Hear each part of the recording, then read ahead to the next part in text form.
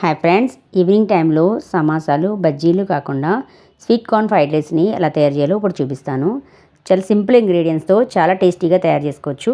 దీనికోసం ప్యాన్లో oil heat చేసుకుని బిర్యానీ ఆకు, లవంగాలు, యాలక, చిలికిలుగా కట్ చేసిన ఉల్లిపాయ ముక్కలు, సన్నగా కట్ చేసిన పచ్చిమిరపకాయ ముక్కలు, క్యారెట్ ముక్కల్ని వేసుకుని బాగా కలిపేసేసుకుని కొంచెం అల్లం వెల్లుల్లి పేస్ట్ కూడా వేసుకుని పచ్చివాసన పోయే వరకు వేయించుకోవాలి.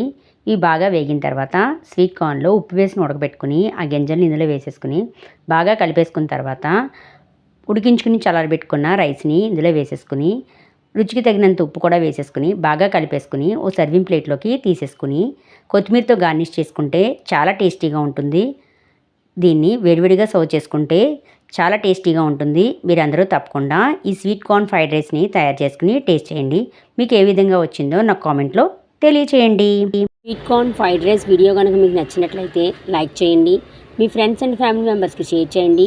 ఫస్ట్ టైం నా ఛానల్ చూస్తే కనుక సబ్స్క్రైబ్ చేసుకోండి. పక్కనే ఉన్న బెల్ని ఆన్లో పెట్టుకోండి. మీరు ఆన్లో పెట్టుకోవడం వల్ల ఏ విధమైన నోటిఫికేషన్ అయినా మీ ఫోన్లోకి వచ్చేస్తుంది. Thank you for watching.